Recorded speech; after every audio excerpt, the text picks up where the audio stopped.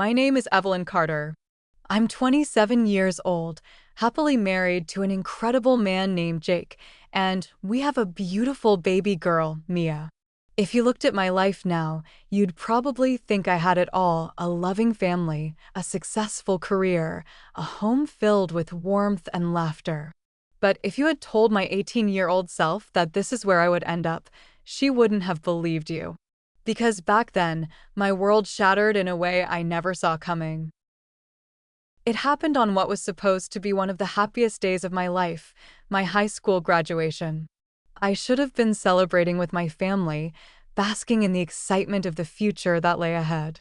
Instead, that day became the moment I realized just how alone I really was. I was still in my cap and gown when my stepmother, Diane, pulled me aside with that tight, artificial smile she always wore when she was about to deliver bad news. I should have recognized the warning signs, but I was too caught up in the emotions of the day to brace myself. "Evelyn," she said, her voice syrupy sweet, "there's something you need to know about your college fund." My stomach twisted. My dad had set up that fund when I was a kid, always telling me that no matter what, my education would be secure. Even after he passed away last year, I held on to that promise like a lifeline. "What about it?" I asked cautiously. Diane let out a sigh, the kind that made it sound like she was the real victim here. "Well, I had to make a tough decision. That money won't be going toward your tuition after all." I froze. The words didn't make sense. "What do you mean?" I asked, my voice already shaking. She shrugged, as if we were discussing the weather. "Your brother needed it more." I blinked.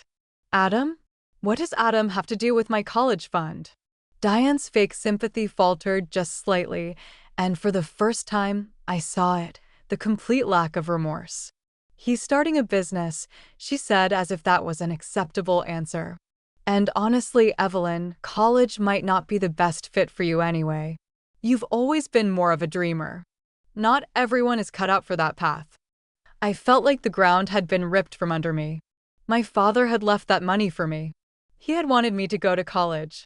It wasn't Diane's to take, and it certainly wasn't Adam's to spend. "That's not fair," I said, my voice barely above a whisper. "Dad wanted." "You need to calm down," she interrupted, her expression hardening. "This is a family decision, and you're being dramatic." Dramatic. That word felt like a slap. I had spent years trying to be the good stepdaughter, the one who didn't cause problems, the one who kept her head down and worked hard.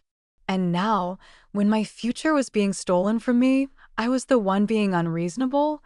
Adam, who had clearly been eavesdropping, chose that moment to step in. He slung an arm around Diane like this was all a joke. "Look, Ev, it's not a big deal. You can just take out loans like everyone else. It's not the end of the world." I stared at him, my so-called brother, the golden child who could do no wrong. He had always been Diane's favorite, always given the best while I was left to fend for myself. And now, he was stealing my future with a smug smile, acting like I should just accept it. "That money is mine," I said, my voice trembling with barely contained fury. Diane sighed dramatically, glancing around as if embarrassed by the scene I was causing. "Evelyn, lower your voice," she hissed. "This is a private family matter." Family. That word suddenly felt so hollow. I wanted to scream, to demand justice, to do something. But I knew, deep down I knew, that there was nothing I could say that would change their minds. Diane had always controlled everything, and without my dad around, there was no one left to fight for me. So I did the only thing I could. I walked away. That night, I lay in bed staring at the ceiling, feeling more lost than I ever had in my life. My entire future had been rewritten in an instant. I had worked so hard, gotten good grades, done everything I was supposed to do, and it still wasn't enough. Because in Diane's eyes, I would never be enough.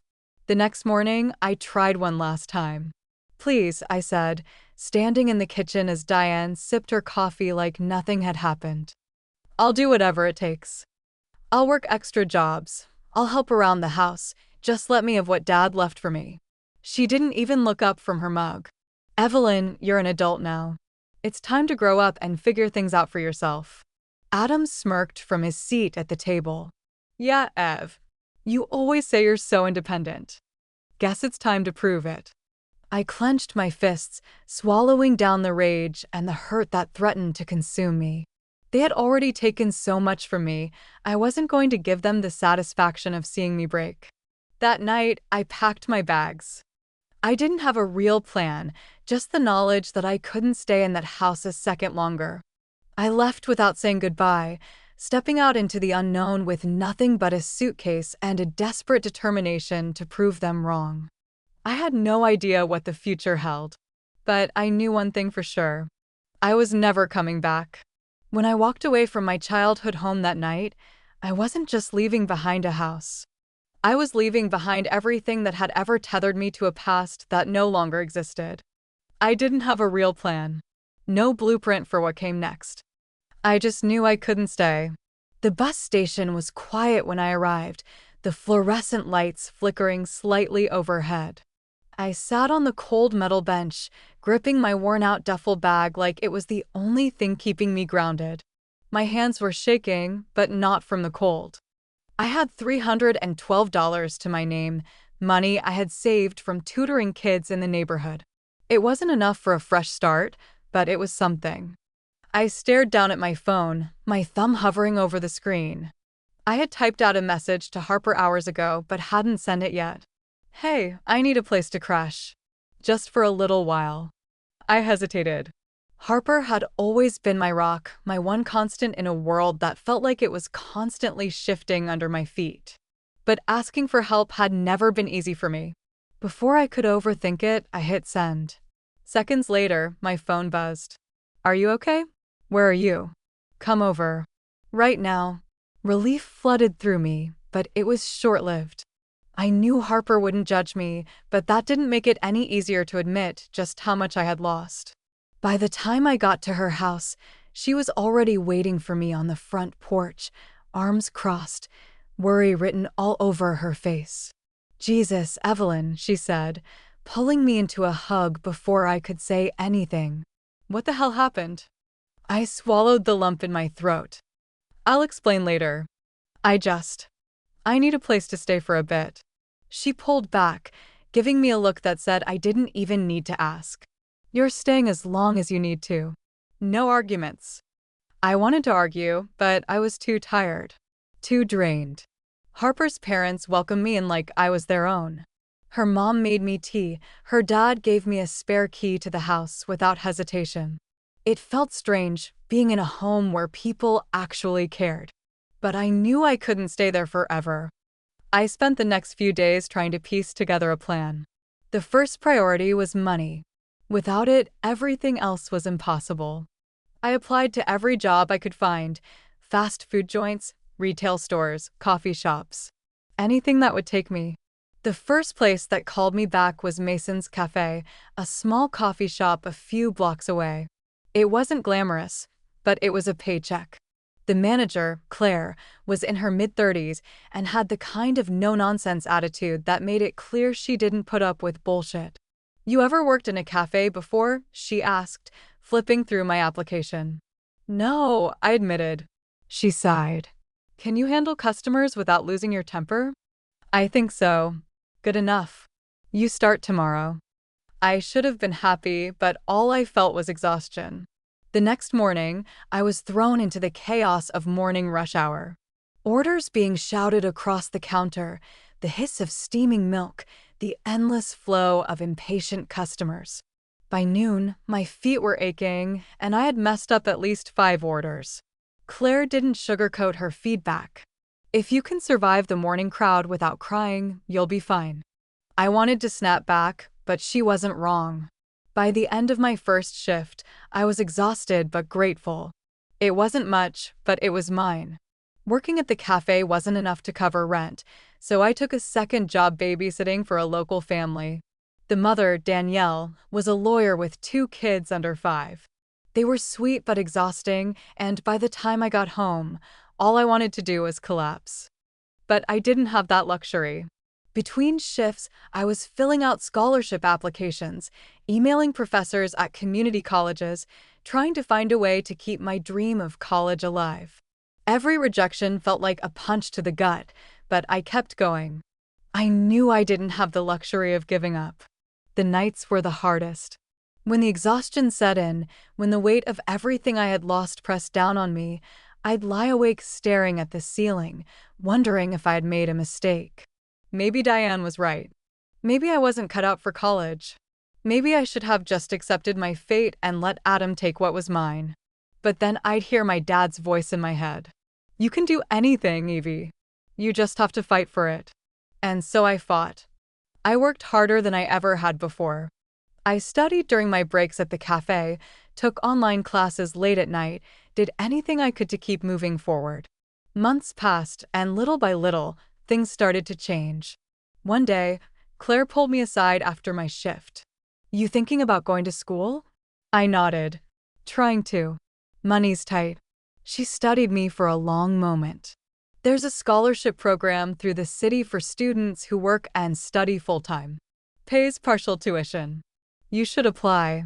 I blinked. Seriously? She nodded. You work harder than half the people here.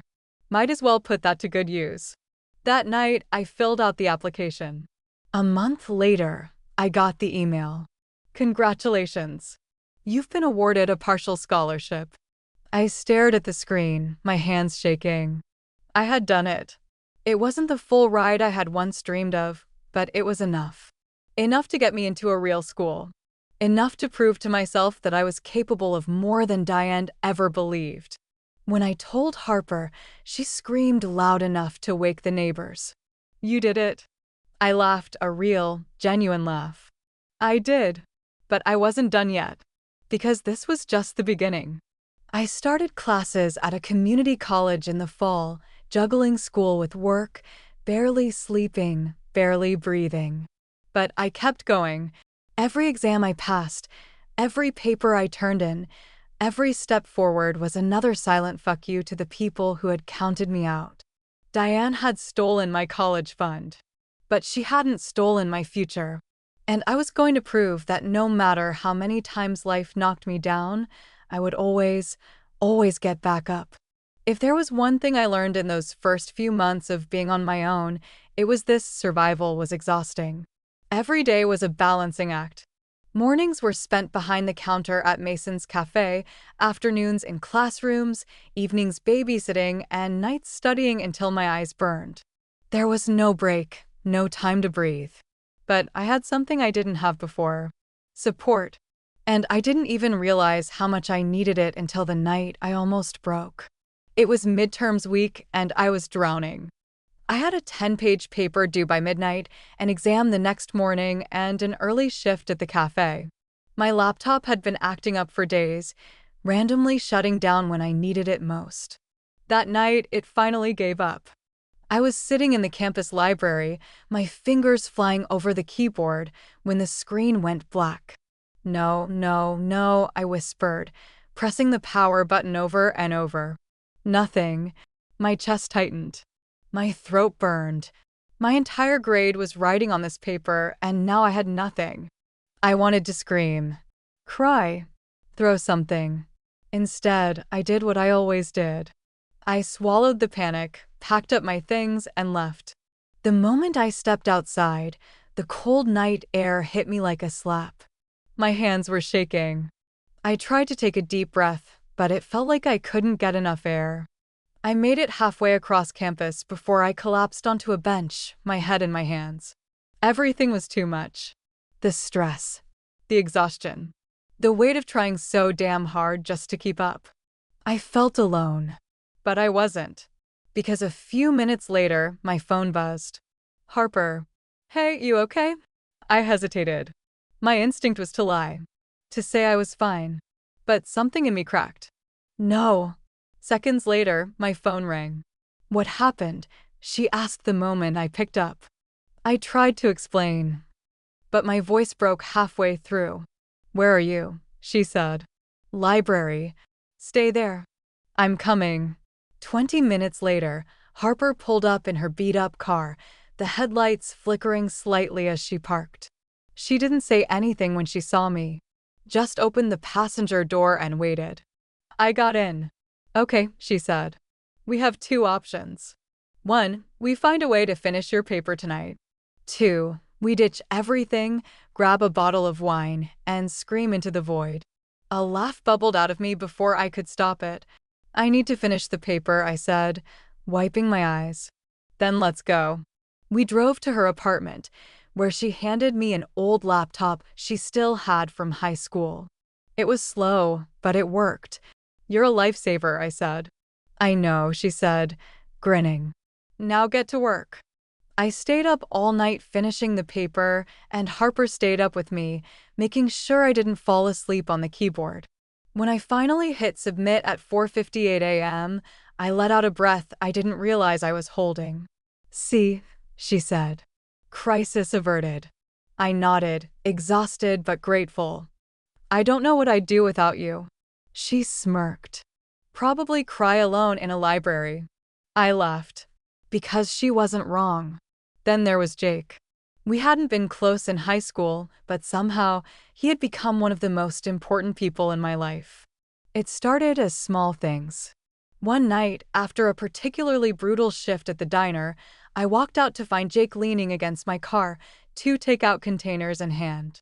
You looked like you needed this, he said, handing me one. I opened it to find a grilled cheese sandwich and fries, my favorite comfort food. You didn't have to do this, I said. I know, he said. But I wanted to. That was how it always was with him. No grand gestures, no big speeches. Just quiet, unwavering support. One night, after I completely bombed an exam, I sat in his car, head in my hands, feeling like a failure. This doesn't define you, he said. I wanted to believe him. But I was tired. You don't get it, I said. I have to do this. If I fail, then what was the point of everything? He was silent for a moment. Then he said, the point is that you're trying. That you're fighting for a future most people would have given up on. I closed my eyes. I just don't know if I can keep doing this. You can, he said. And you will. Because that's who you are. And the way he said it, so sure, so certain, made me want to believe it too. Support came in unexpected places. Danielle, the woman I babysat for, noticed how exhausted I was one day and pulled me aside. You work too hard, she said. I forced a smile. I don't really have a choice. She studied me for a long moment. Then she said, if you ever need help, just ask. I nodded, brushing it off, but later that week, she handed me an envelope. Inside was a check for $500. I can't take this, I said, pushing it back toward her. Yes, you can, she said. Call it a bonus. Or an investment. Whatever makes you feel better. I wanted to argue. But for the first time in a long time, I let myself accept kindness. Slowly, things started to change. The weight on my shoulders didn't disappear, but it got a little lighter. Harper was always there to pull me back when I was drowning. Jake became the person I could count on without question. Danielle reminded me that not everyone in the world was like Diane. And little by little, I started believing that I wasn't alone. Because even when life tried to knock me down, I had people who would catch me. And that made all the difference. By the time I transferred to a 4-year university, things were finally starting to fall into place. I had spent years scraping by, working endless shifts, studying through exhaustion, and proving to myself over and over again that I was stronger than I had ever realized. And now? Now I was doing more than just surviving. I was winning. The first semester at my new school was a whirlwind.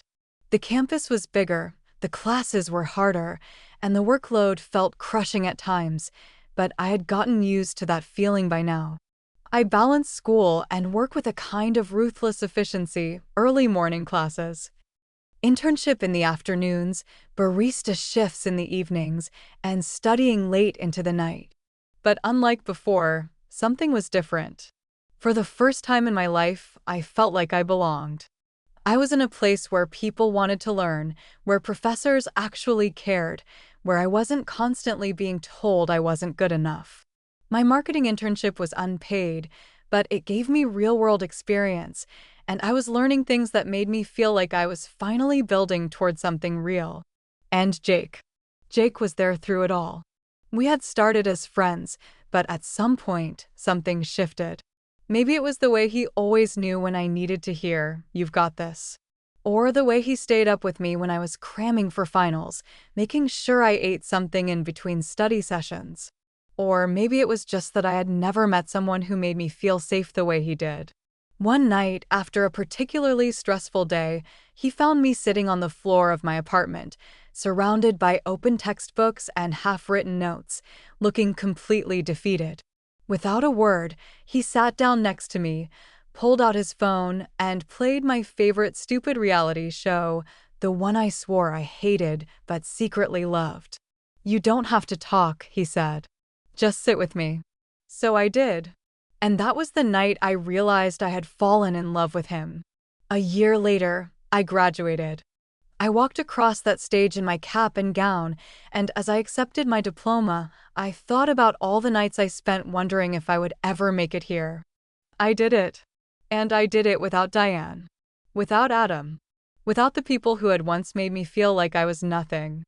I was officially free. Or so I thought. Because karma, as it turned out, had its own plans. It happened in the most unexpected place, the grocery store. I was walking through the aisles, tossing things into my cart for a dinner Jake and I were planning. Life had become comfortably normal, the kind of normal I had never thought I'd have. I had a real job now, working at a mid-sized marketing firm. It wasn't glamorous, but it was mine. And then, as I turned the corner near the frozen food section, I saw him. Adam.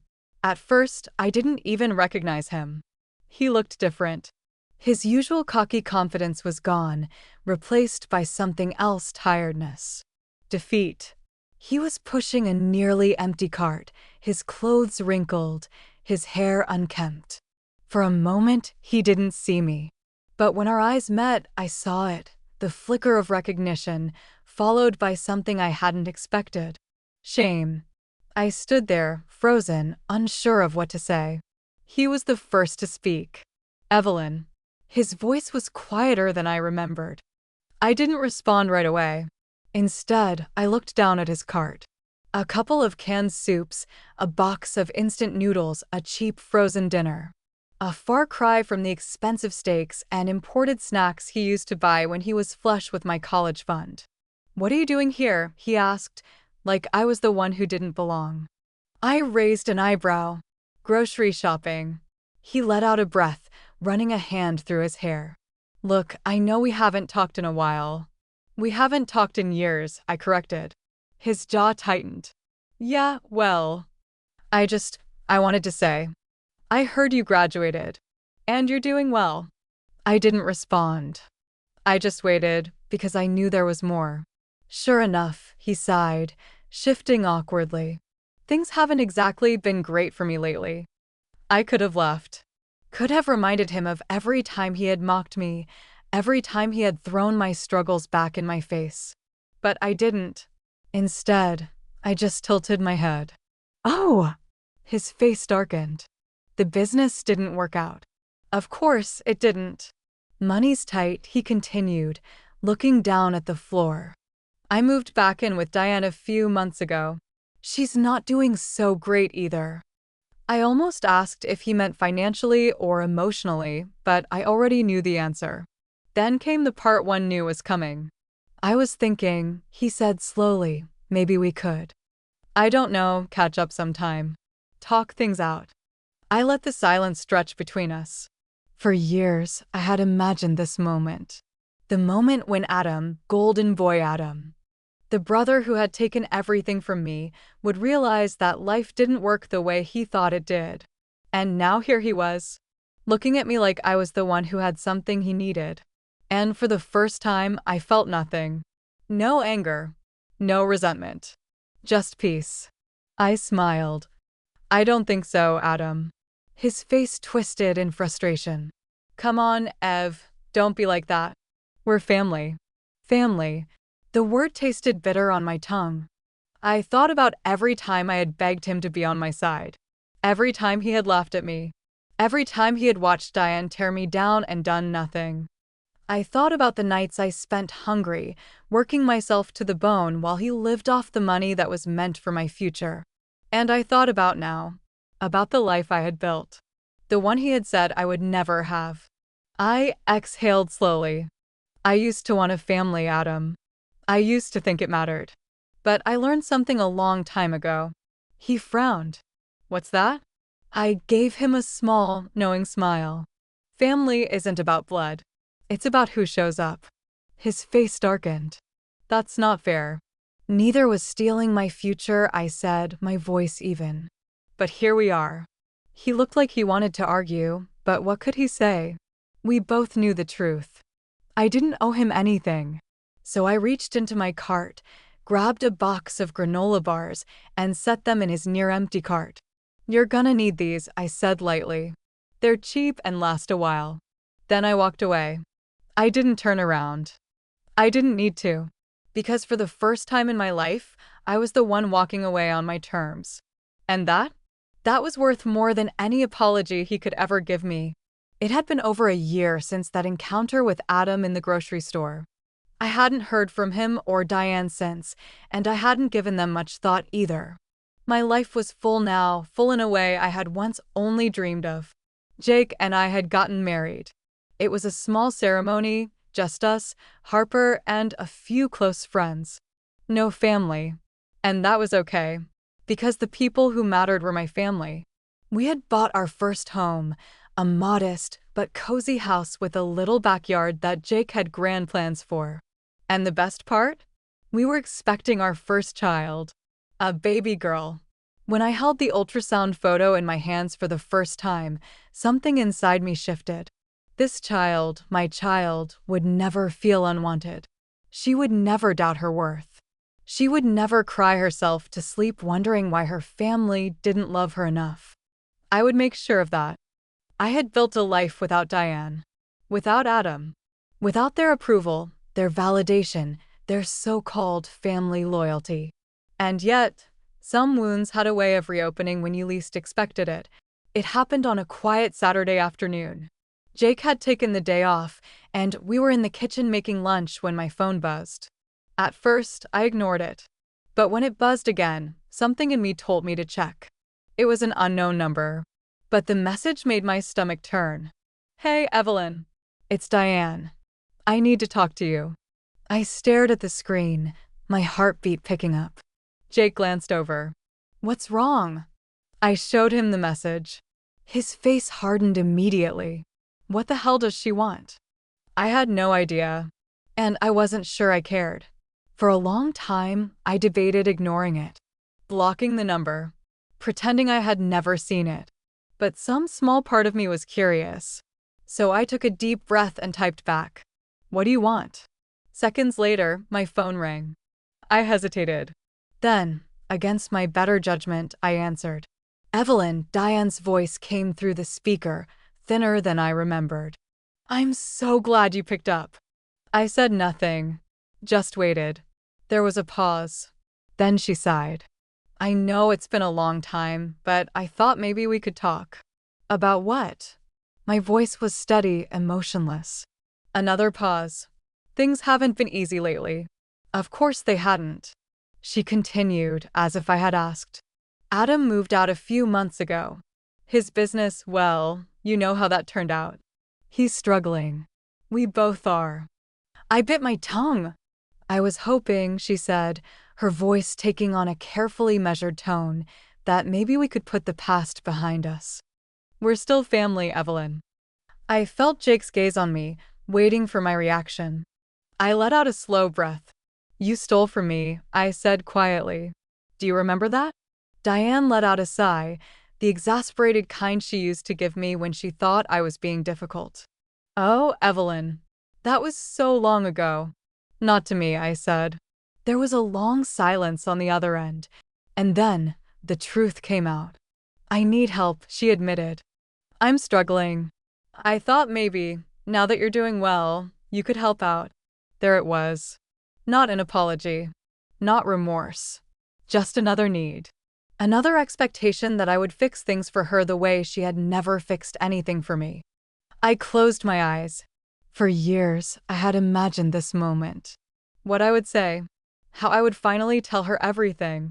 But as I sat there, holding the phone to my ear, I realized something. I didn't need to. Because I didn't owe her an explanation. I didn't owe her anything. I opened my eyes. No, Diane sputtered. No, no, I repeated. I don't owe you anything, Diane. Not after what you did. Her voice sharpened. Evelyn, be reasonable. We're family. I almost laughed. Family is supposed to show up for each other, I said, my voice calm. You never showed up for me. And now? I have a family of my own, one that actually cares. Her breathing was uneven now. So that's it? You're just going to let me struggle. I felt nothing. No guilt. No sadness. Just relief. Yes, I said simply. And then, before she could say another word, I hung up. Jake was watching me, concern flickering in his eyes. I set the phone down on the table and took a deep breath. Are you okay? He asked softly. I smiled. Yeah, I said. I really am. And for the first time in my life, I meant it. Some doors are meant to stay closed. I never responded to Diane again. Never checked in on Adam. Whatever happened to them after that wasn't my concern. Because my life? My real life? It was just beginning.